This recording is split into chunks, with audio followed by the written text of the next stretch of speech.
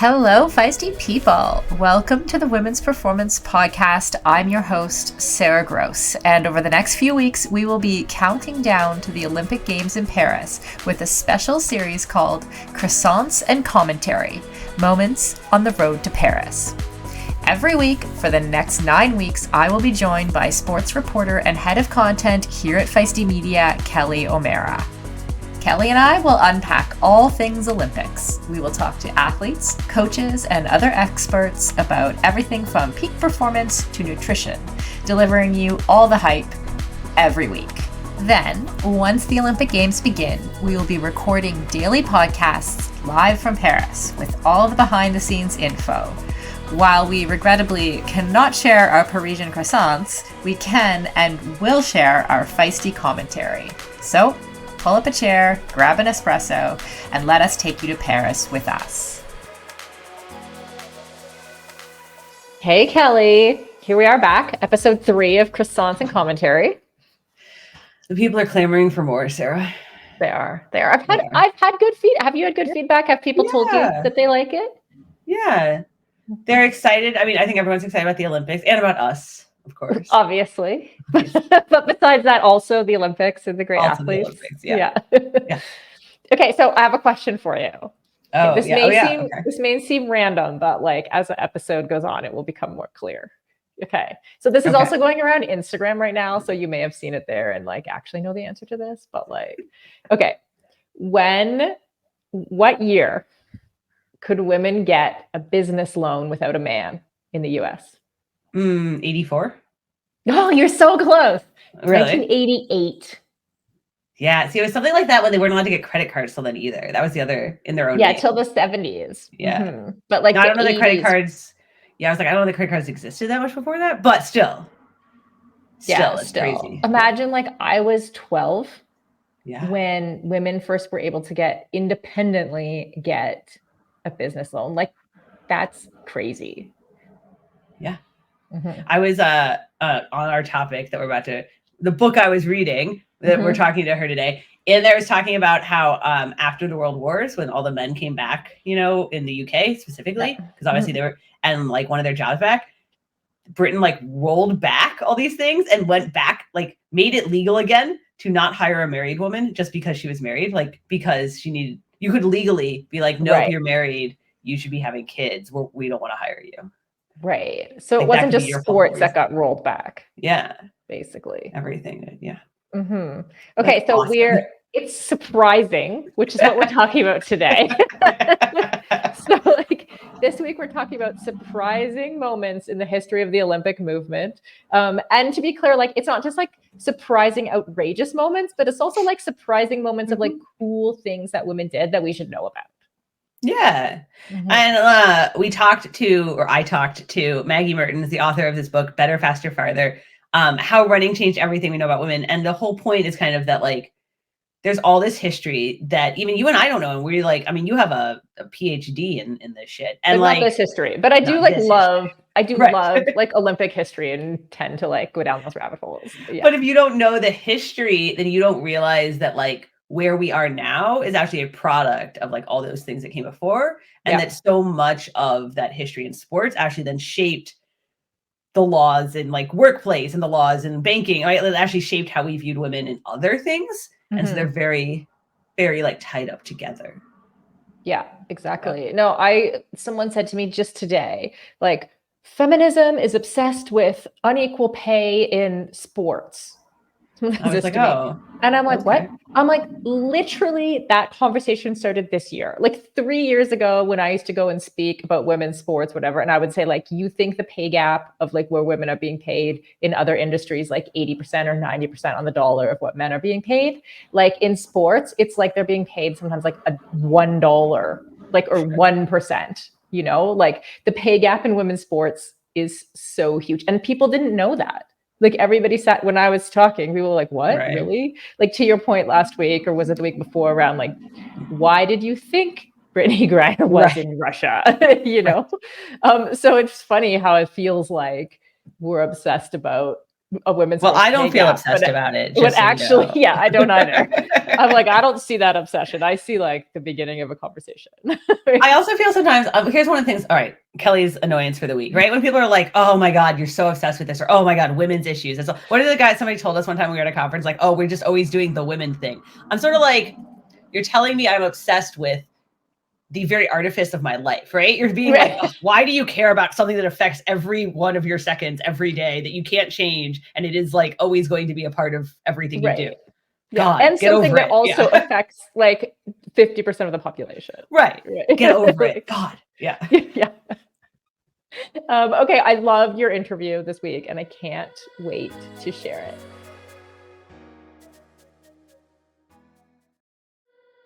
All right, we have Maggie Merton this week, writer of the book Better, Faster, Farther, How Running Changed Everything We Know About Women.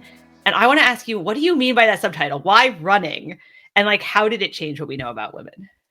Oh, that's such a great question. Nobody's asked me yet. I love my subtitle because, the book really goes into the history of women's physical capabilities and how it was at different times defined in different ways, right? There were like very hard and fast lines for many, many years around what people either believed women could do and couldn't do. And, that was really, really clear examples of that are found within running and track and field specifically in the early days.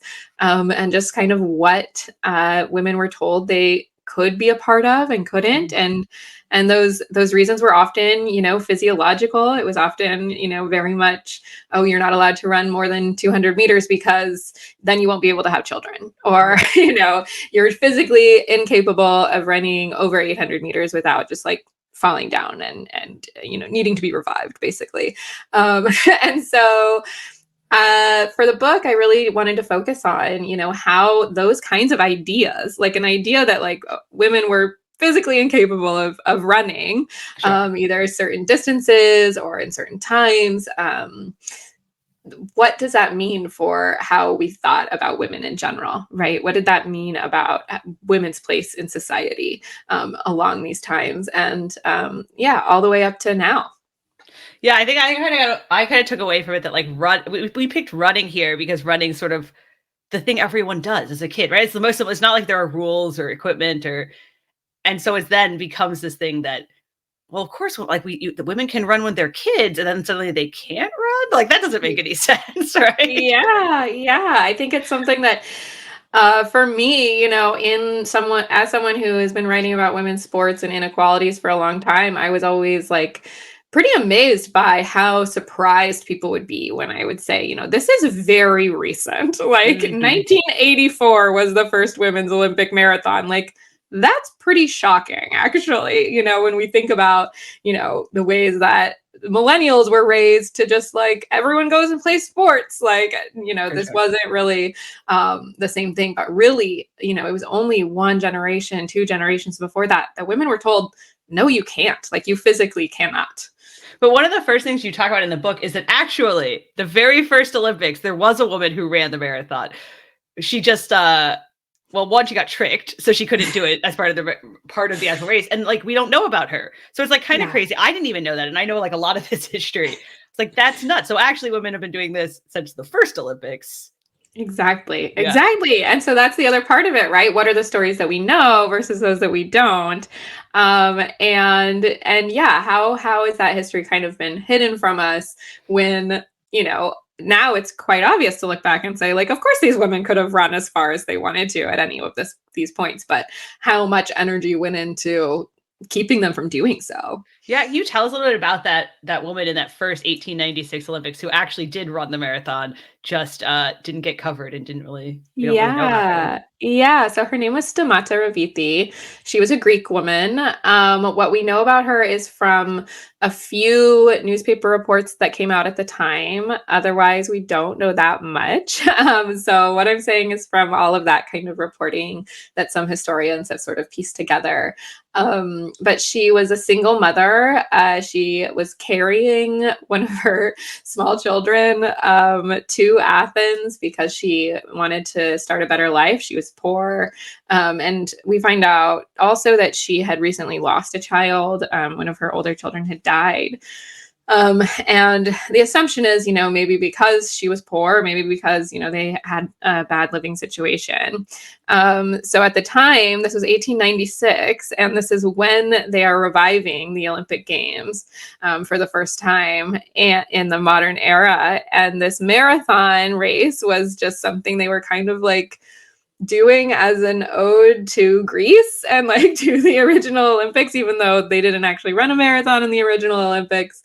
But it was sort of something people were excited about.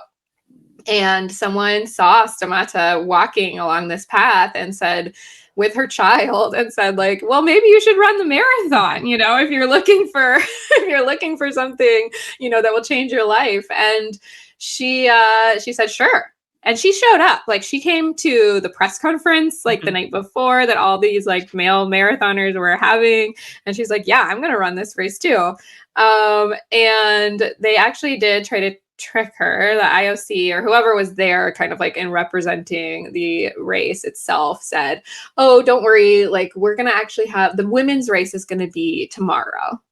So she showed up for the race and they were like, no, like the women will run tomorrow. And so she's like, okay, well, it turns out no other women were running, of course. So she, the next day did run the race. She like made sure that everyone knew. She like had a little piece of paper signed by like an official to show that like she started and finished. And this is a woman who like, she was just a lady off the street. She wasn't a runner, like that wasn't really even a thing then. So of course she had never trained and she did it. Like she finished the race. She finished a whole marathon. And that to me is such an incredible example of like, yeah, whose story gets told and whose story kind of gets left out. Like we say there was not a women's Olympic marathon until 1984, but women were running it, long before that. All right, this is like going to be a super intense question, but since she clearly did it, why did it take another 90 years for people to accept that women could do it, right? Like we literally had someone do it and they're like, no, women can't do it. That doesn't make any sense. No, it makes no sense. So much of this makes no sense. But we see this happen kind of again and again is that women would do something. And then, the media reports would either kind of like put it to the side, cover it up. Some of these stories about Stamata were only in Greek newspapers. They didn't make, the American newspapers. They didn't make the English speaking world. They didn't, go alongside these like stories of who was winning the first Olympic medals.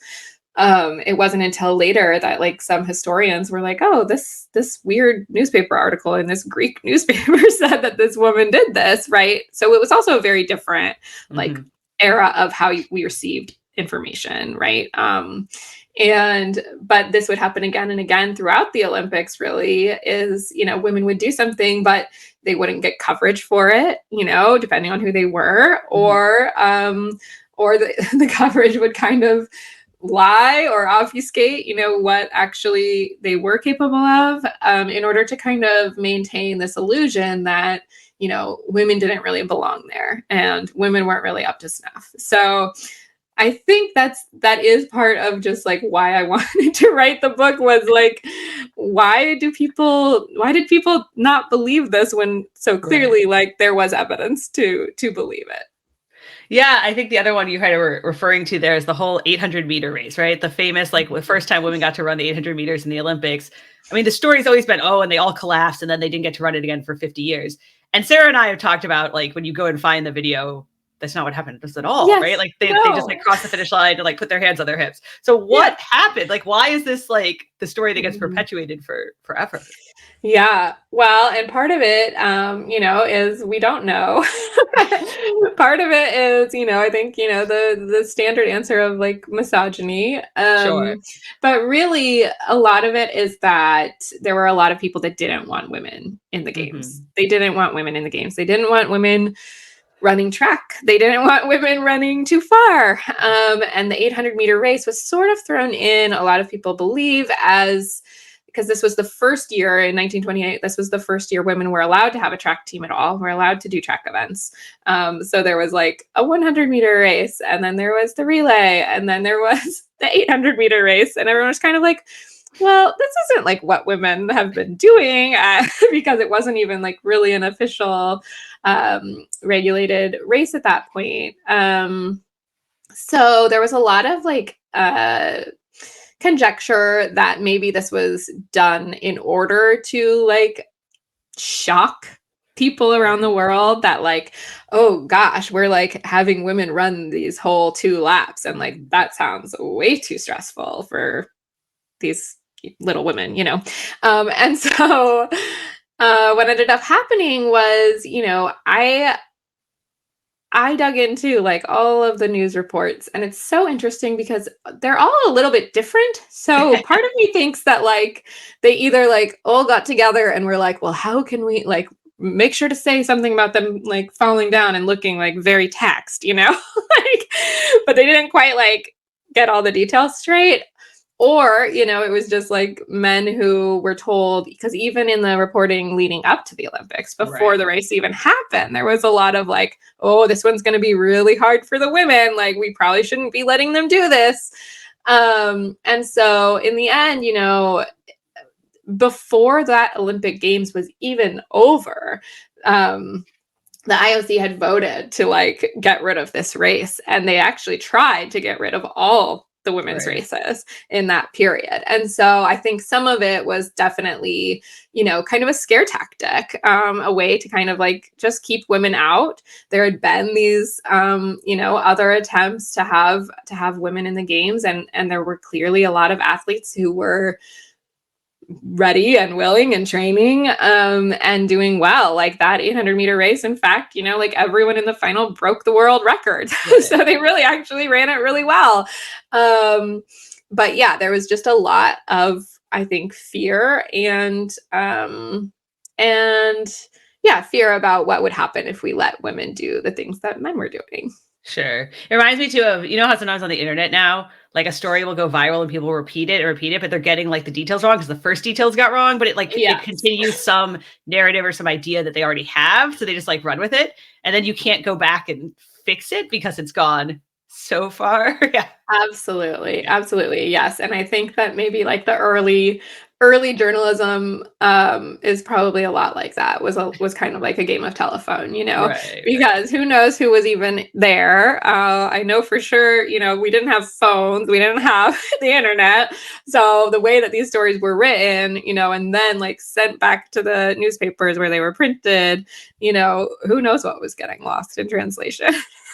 Yeah, but it does sound like the IOC or whatever it was at the time definitely had set up they were like already wanting them to fail, right? It kind of didn't matter how well they ran. Because I mean, we've talked about it before, Sarah and I, and you had, there was this whole women's Olympics even at the time that had all the events, but wasn't recognized by the IOC. So they were kind of like in this fight. Yeah. This amazing French woman, Elise Milliot, she was like one of my favorite people that I ended up finding out about during this research. But she started her own women's Olympiad, like because she kept asking the IOC and World Athletics, as they're known today, you know, hey, can we have like all of these women's events in the Olympics? And they kept saying no, and in fact just like kind of outright ignoring her. So she went ahead and started her own Olympics just for women. They had all of these track and field events. Women from many countries came to participate, and they actually had like huge viewership. There was like a ton of people that came to watch, which is incredible. And the only thing that like, and this ended up doing was kind of like pissing the men off. Right. And so they were like, well, you can't call it the Olympics. Like, we own the Olympics. So then they ended up calling it like the Women's World Games. And she kind of kept saying, you know, this is silly to only give women a certain amount of events, right? Like I'm proving to you all that like these women can do it. People are interested. Women can run more than 2 laps around the track. And instead, it was just this it's the definition of gatekeeping, right? Like they were absolutely against it. There was so much fear mongering among the countries, the different countries' federations. If we do this, we'll be sacrificing our women, for this spectacle, and we'll never be able to have babies again in our country because no one will be able to reproduce. All of this fear. And so, I think what was amazing again is this women's Olympics games were happening. And yet, we're still going to only focus on the Olympics, because that's, what gets the coverage and what the media was covering and what the men in charge were focusing on. And so that's the narrative that goes ahead, right? Is oh, women just weren't able to do these things. And that's why we didn't give them the events that they could have done. But, they got to control, how women athletes appeared in the Olympics and what they were able to do. And that kind of helped create this alternative story about what women were capable of. It reminded me of the IOC then wanting to take over the women's games so that they could basically then not have the events. Reminded me of when the NCAA finally took over women's college sports, and 100%, so that the men could be in charge, right? You're wait, there was actually a whole women's college system. Yes, it's 100%. And this was one of the things that Elise Milliot really wanted to guard against. She saw that coming, and she was no, if you guys take over, I know that we will not be treated equally. And I want these women to have the opportunities that they deserve. And you're right. It's something that plays out in women's sports again and again, is okay, who gets to have the power?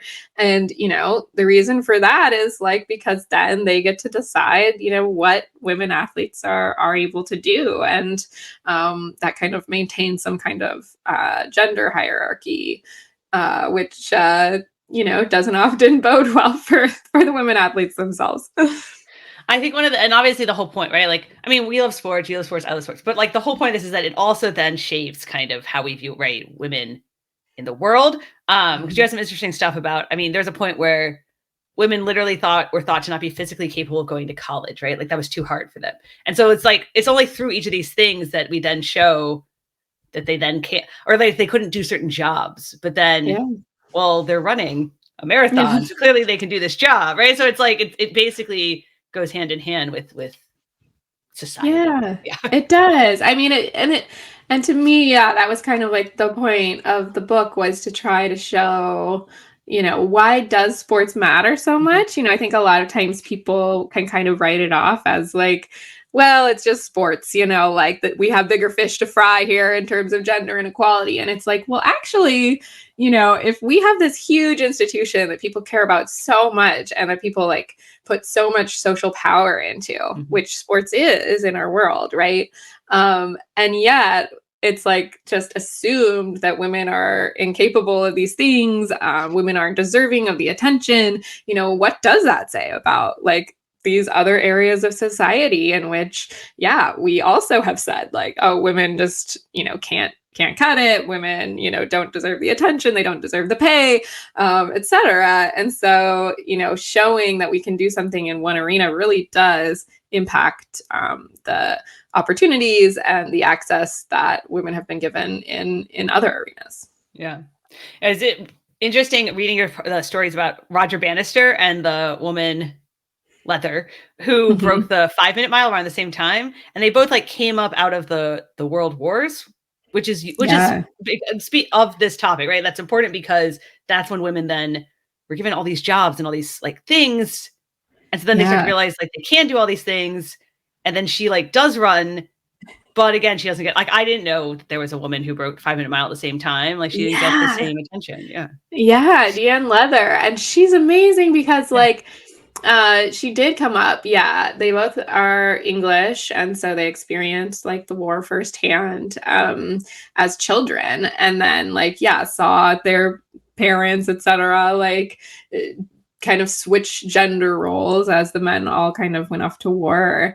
And this is really interesting because, yeah, Deanne Leather was one of those people in the 50s who was going to college. She was a woman going to college, and she was actually studying science, which is amazing. And again, like influenced probably by like, oh, well, you know, women were doing all kinds of jobs when I was growing up. And yeah, she just kind of started running, and there were some really amazing running clubs at the time.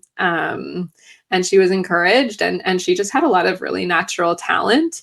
And it kind of just so happened that Roger Bannister finally broke the 4-minute mile like around the same time, because she wasn't even trying to break something. Like she had barely run the mile because it wasn't an official women's race at the time. Like this was still, again, like women cannot do it if they're not like granted the opportunity to do so. So they were running like some of these mile races, but they weren't considered official because World Athletics did not see it as an official women's race yet. It wasn't an official distance.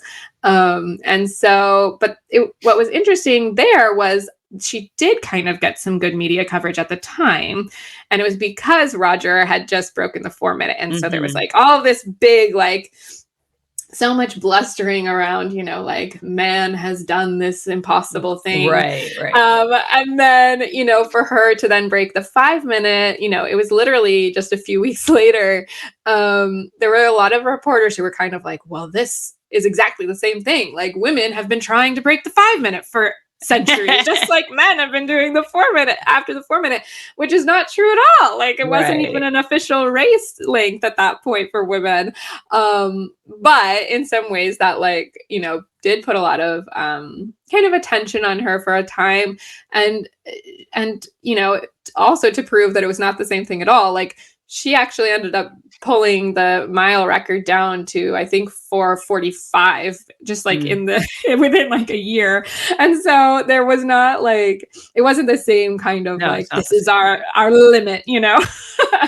But I think, you know, in a lot of people's minds, that sort of made sense. Like, okay, if men can run it in 4, then women can run it in 5.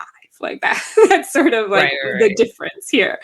But yeah, so she was not seen as the same kind of historical figure in the UK as maybe Roger Bannister is. It's interesting because, I mean, the reality is, like, if you do the math, it's kind of like the 420 mile or so is more like the 4, but you still have to this day these people. A comment like the casual fan is like, oh, well, with men's sports, it's just more exciting when someone breaks a 4-minute mile or the 2-hour marathon, or it's just more exciting. That's why they're just inherently more interesting. Yeah. Right. Yeah. Because, you know, a person running a 420 is just nothing. Right. It's just no big deal. Yeah. And so as we kind of like went through history, as we kind of, you know, and you start to have more and more women, you know, doing these things, and it's hard to go back, right? Like I know we do get the rights taken away, but it is hard to go back once somebody runs a 2:37 marathon in the 1970s, right? Like it's hard to say they can't do it. And then you start to have more research too. And how has that really then changed, you know, as we've gotten more research, how has that kind of changed what we understand, you know, women capable of doing? I mean, it's changed a lot. And the reason that it took so long, I think this is an interesting point, is the reason it took so long to get the Olympic marathon in after, women were just running the marathon and we're finally like granted access to Boston and things like that. You know, you still had these kind of like medical professionals, sports science professionals, people at the IOC saying like, I don't know, we don't have any research on this. Like, we still think this could be really harmful. And so you actually had this group of women researchers who said, okay, fine, like we will like prove this to you. And so they did. This amazing sports researcher named Barbara Drinkwater, she recruited marathoners. She recruited these marathon running women in the 60s and 70s. And they came to her lab. They ran like in her lab. She, you know, took all of their vitals, did all of that, tested their heat tolerance, just watched, you know, what they were capable of, and, you know, ended up having this like body of evidence that said, you know, not only are women, you know, they aren't, because there was this belief that women had lower heat tolerance than men, Right. and that was why. And as it turns out, that is not true. And they were able to sort of come to this conclusion that like actually all of this really just has to do with how fit you are and how much you've done this in the past, which, as any runner knows, is obvious. You will react better to running long distances if you've been training for them. And so a lot of the sports science research then had to kind of be focused on proving that women were going to be safe and were capable. And so that's kind of put us at a disadvantage even to today, because a lot of the sports science that's happened was focused on men and was focused on, how men could get better. Like we are just catching up to like having these kinds of research done on women athletes as to what can we do to actually like push the envelope, right? And like what are the things that are going to help women perform at their highest. And as I know, like there's still so much that we don't know about about women athletes and the best ways to train and for our body types and all of that. But yeah, I mean, so much has been done now, and so much has helped women, also stay safe. I mean, honestly, I think, and I know this, is just like being able to spread the word about, fueling properly is still like such a huge part of what the medical professionals are really trying to get out there, is like, okay, this is such a huge part of being a woman athlete, and yet it's something that's like really hurt women athletes for a long time, is like the red S, energy deficiency, the female athlete triad, those things. But really now, we're finally starting to see some that goes beyond that, some research that goes beyond that.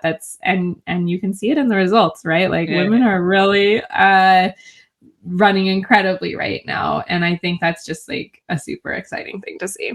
Yeah, it's funny. It actually like, and I know like it's just because we've been deep in these. It actually, I've gotten tired of the red S research. I'm like, when we talk about women's sports, can't we talk about like something besides not eating enough? But it's like a remnant of, well, we don't want to look too masculine, and we want to stay thin, and all this other stuff. Yeah, it is, and it's because like one of the shocking things to me was the research that's been done recently that like still the majority of like running coaches in the U.S. don't know how to spot it.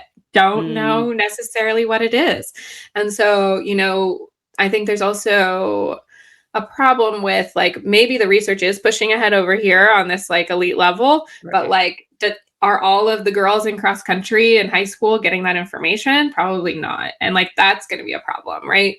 And so I think that's also another part where also just like taking young women athletes seriously and like allowing them to have access to like the kinds of trainers and the, dietitians and things like that they need to like get off on the right foot. Because that's, I don't know. I think the other interesting thing that I've been seeing is runners who are just having like way longer careers. And like, that's so awesome to me, is to see that like we can treat our bodies well enough to like continue on, as opposed to kind of like, I think in the 90s, early 2000s, there was sort of this like general cultural phenomenon of, the woman athlete is like the young woman who kind of like burns out, right? Sure. And she like isn't trained properly and ends up like breaking whatever and then kind of like fading away forever. So we're seeing a lot less of that, which is great. Yeah. There's the whole like they all got trained kind of.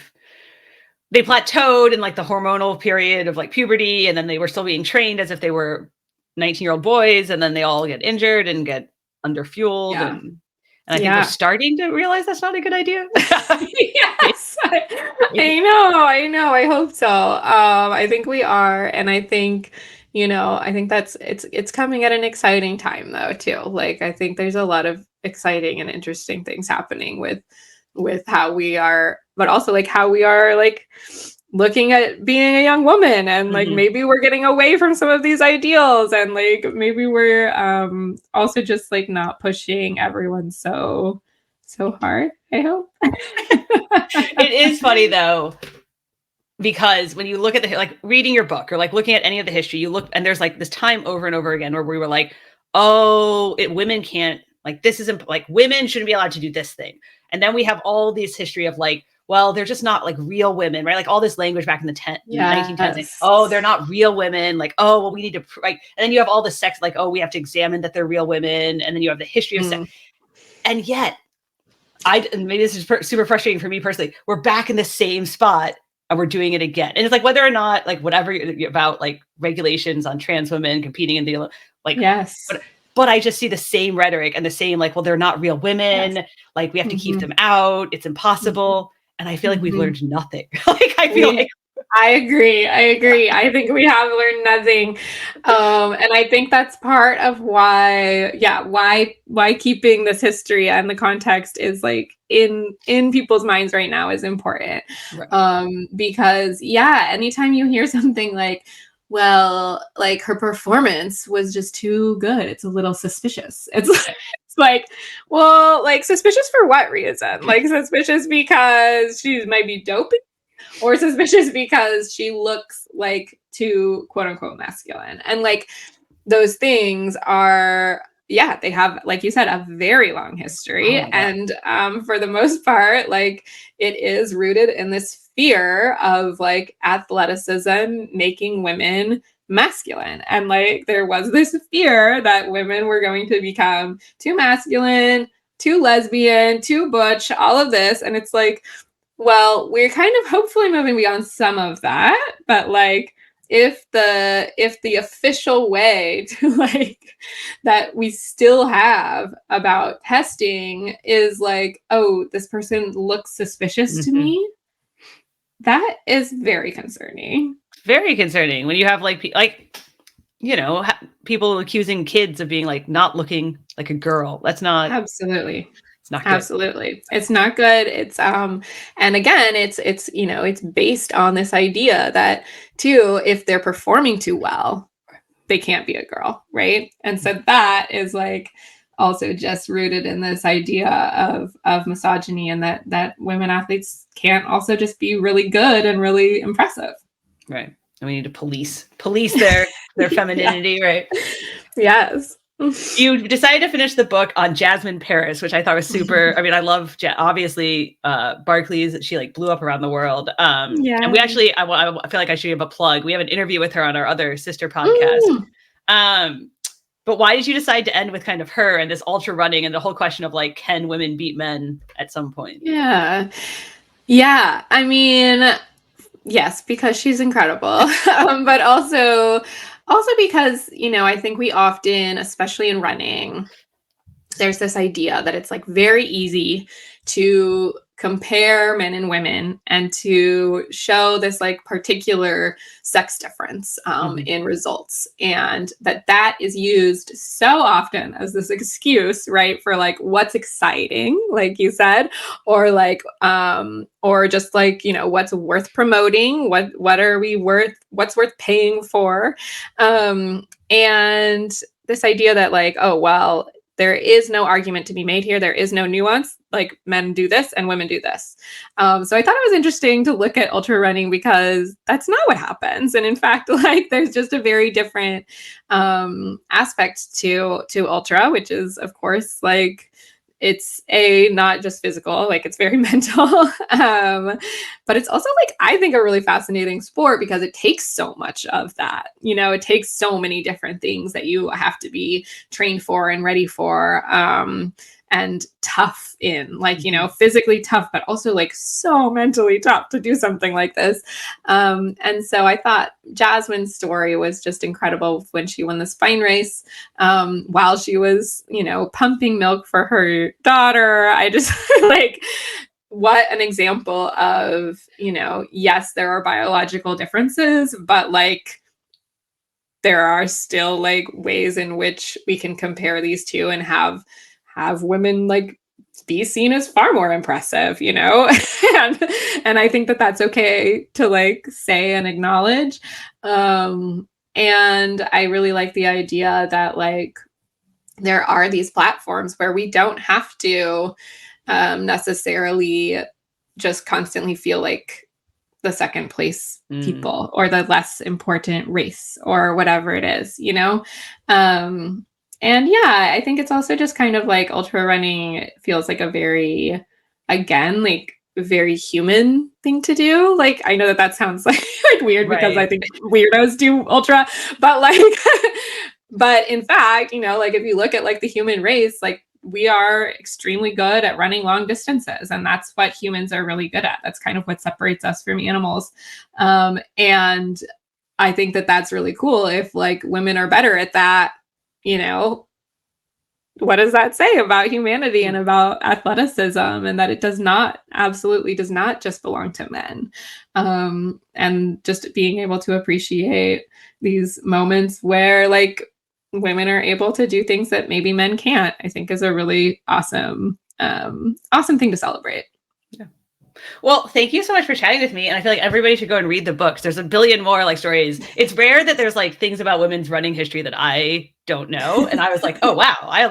There's lots of stuff in here that, you know, oh, that's great to hear. Thanks so much, Kelly.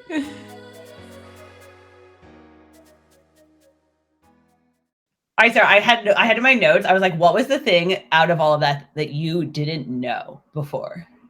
Oh, there was a couple things. I didn't know that about the woman who ran the 5-minute mile after the 4-minute mile record was broken. That was super interesting.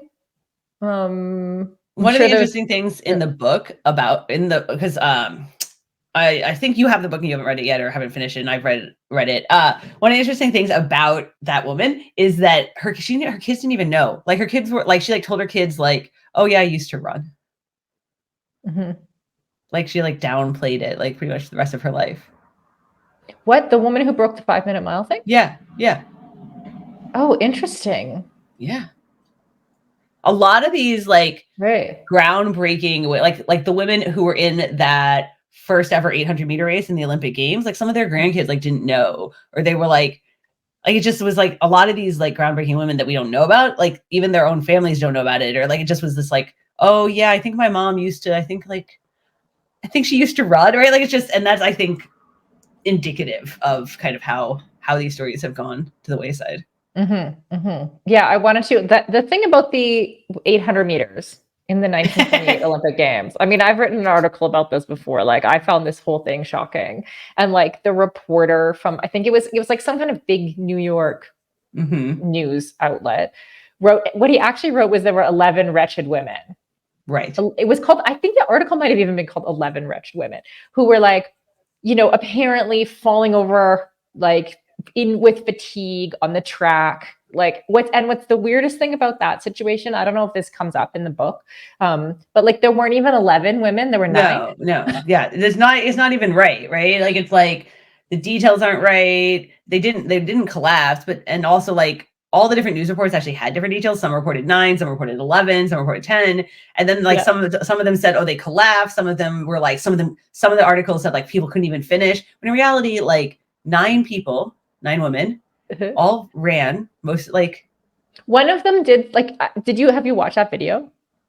You sent it to me when we talked about this like years ago. Years ago. I watched it years ago. But like you see that one woman kind of trips at the end, you know, like she kind of stumbles. Like it's not from fatigue. She just actually like trips. And then an official kind of helps her up. And then like the other 8 remain standing. Like if there's not women strewn like, you know, exhausted across the track. Right. Yeah. So that's it's fascinating. Obviously we established the question was, what did you not know before? But obviously we knew about the 800-meter race before. Didn't know before 5-minute mile. The one I didn't know at all was that there was a woman in the 1896 Olympics that ran the marathon. Right. What's funny is that I had heard like some echo of that story somewhere before, and I just can't remember where. Like I wouldn't have framed the story that I heard before as like a woman who ran. Sure. But like I do remember reading something about that story where they tell her She shows up to run the marathon, right? And they tell her the wrong day. Like they say, oh, we're running that tomorrow.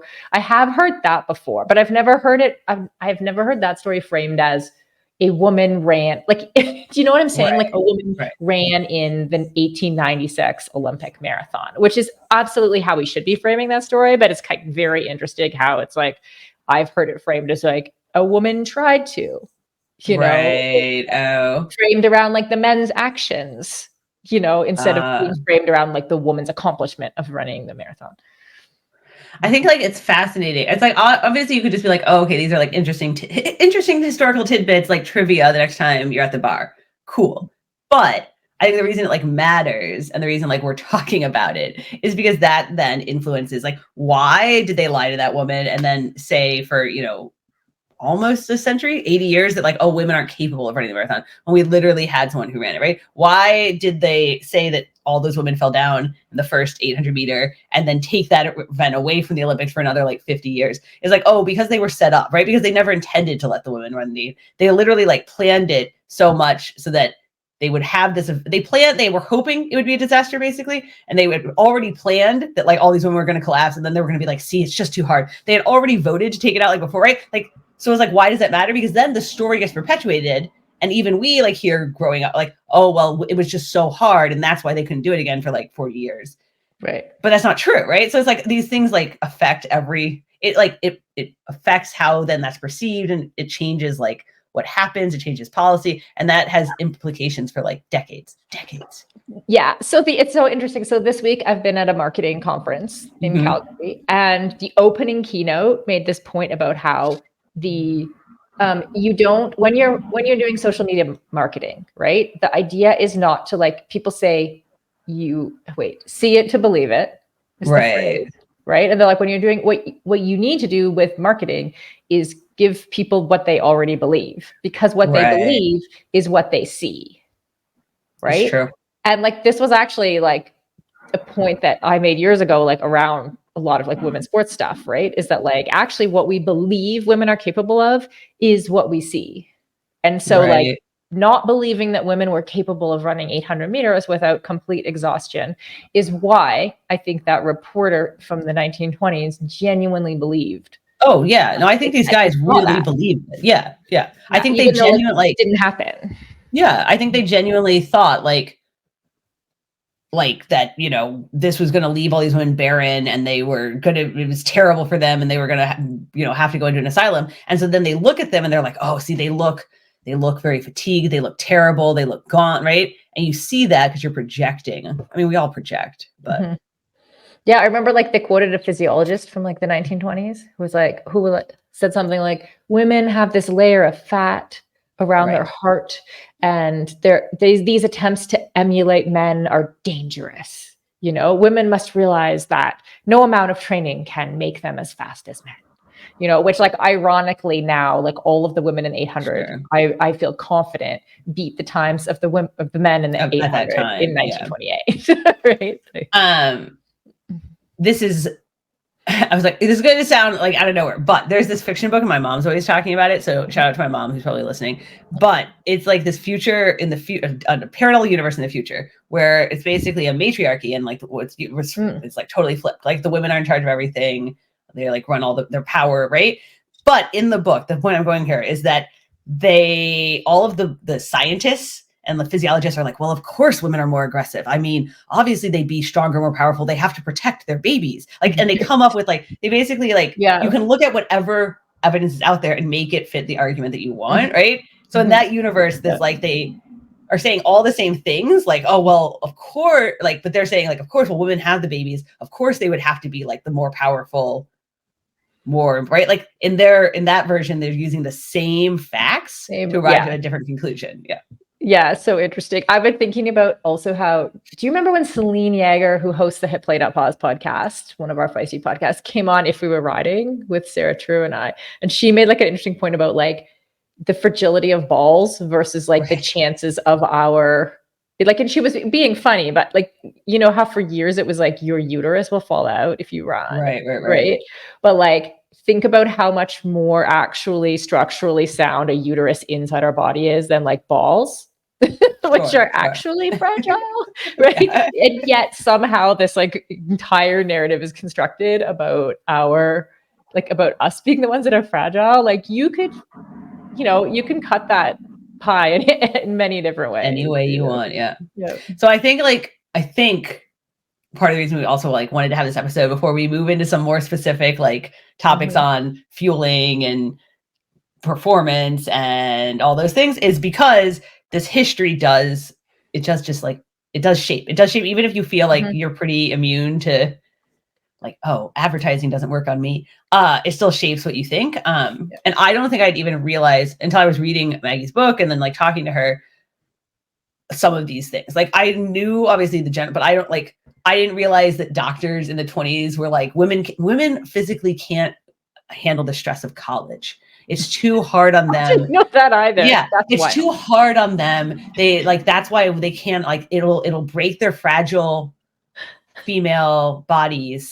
And so that's why they were like left out of college. And then they had to have women's only colleges that like had rest days and teas so that the women could recuperate from like thinking too hard. That was like the concern. Yeah. Really? Yeah. You were supposed to spend like one day a week of your period, like in total darkness, not thinking. So it's like these things shape that, right? Right. Like you think about the narratives that we have about like the times around a period or the various narratives that have like evolved even in my lifetime. And I'm like, there is still that undercurrent of like lean towards resting, like it being framed like negatively or as a weakness. Right. Like that comes from that historical context. It comes from that history. And obviously, or not obviously, but all of that is very much talking about rich white women, right? And we want to like preserve their uteruses because they are the birthful, like what is it, the fruit basket of the nation, like. And so then you have at the same time you have these like historically Black colleges and Black colleges founded by Black people who were very much aimed at like creating a working class coming out of post segregation, all that. And those colleges had a different, like, while they still had some of those ideas about female weakness, they were designed differently because the idea was like, these women need to be able to like work and get out and right. And so they had sports way earlier because it was framed as a thing of like, well, we don't need to preserve their uteruses because they're not as important.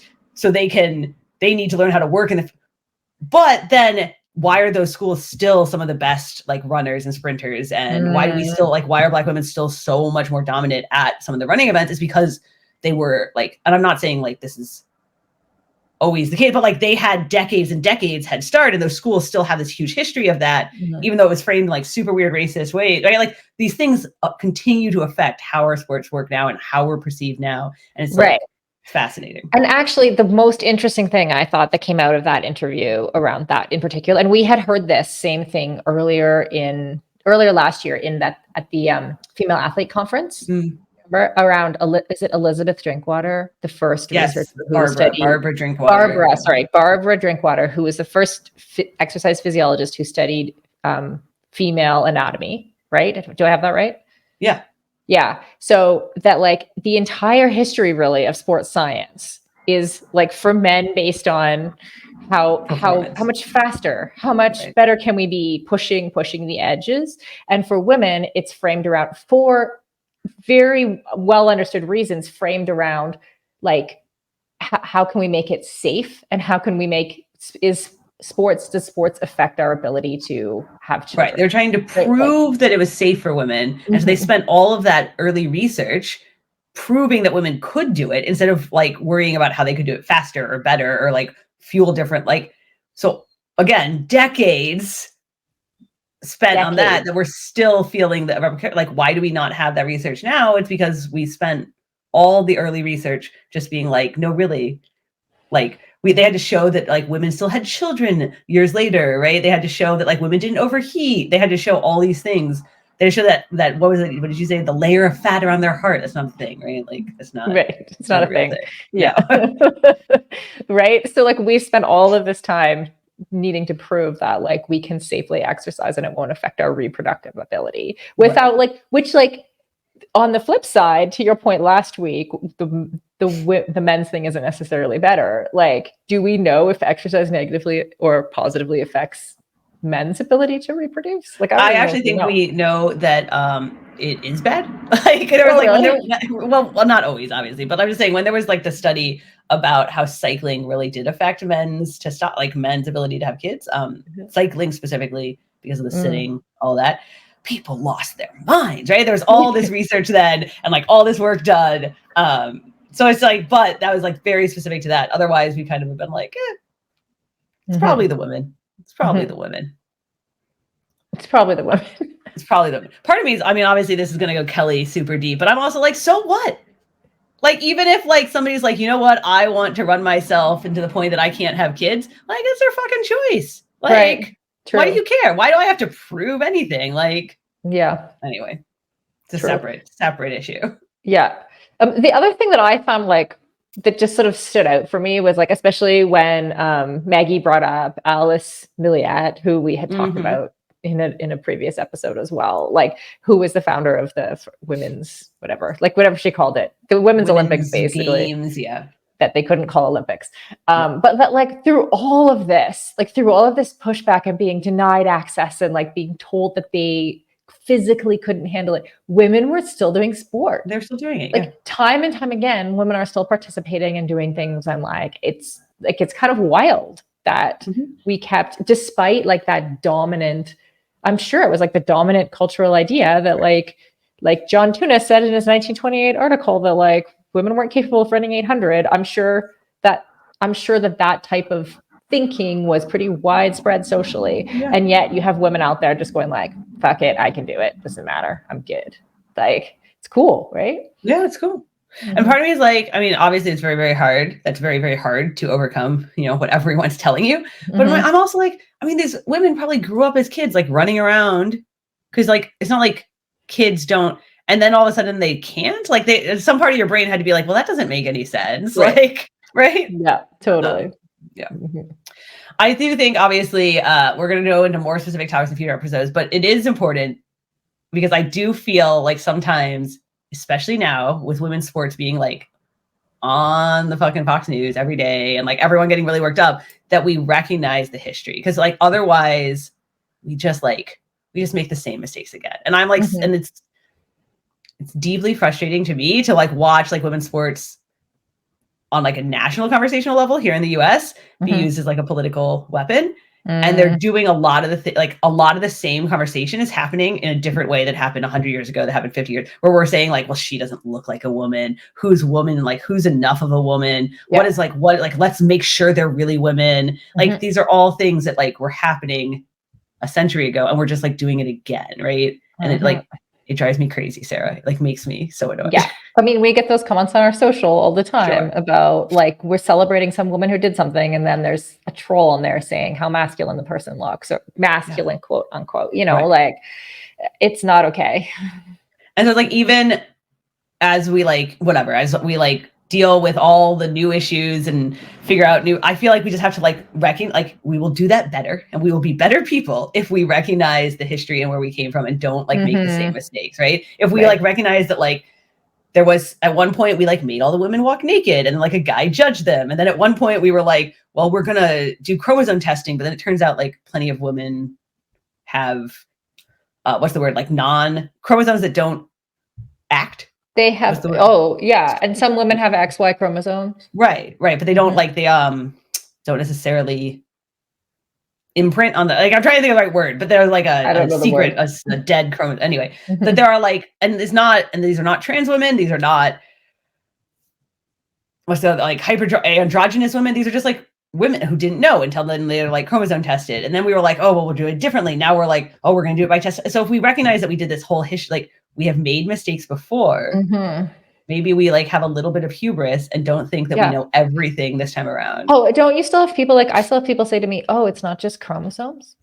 No, it's not. Like we got over that. We got over that in the 70s, 80s. There was like this horrible case where like this Spanish sprinter was like outed, like didn't know. And I say outed as like at the time they were like secretly male, but she was like she was not, right? Like she was not male. Yeah. She was not. She just like didn't know that she had some other chromosome. Right. And then like her boyfriend dumped her. She was like ruined because so after that we don't do that. Like we realize like, oh, like all science will agree that's like not most scientists will actually agree that like it's all very spectrumy and like there isn't a clear line and between who's male and female, right? Like that it's all relative. But yes, so chromosomes went out with the Spanish sprinter whose name I can't remember.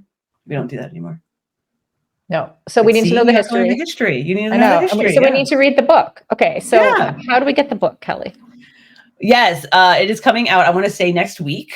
You can pre-order Better, Faster, Farther. Really one of the best books I've read in a while in like women's history writing. Very fascinating. Lots of detail in there that I certainly didn't know. So yes. Well, thank you, Maggie, for writing it. And then you'll be ready for the Olympics. Yeah. Yeah. Cool. Yeah, it was a great interview, and I hope our audience enjoyed it as well. And we'll be back next week. Kelly, what are we talking about next week? It's a good question. I don't know if we should talk about mental health or pregnancy, postpartum training next week. We'll see. Okay. So if you are one of those listeners who listens right away every Monday when the podcast drops, let us know. What do you think? Postpartum, pregnancy, mental health? What do you want to hear about? You'll get to hear about both of them either way. Right. But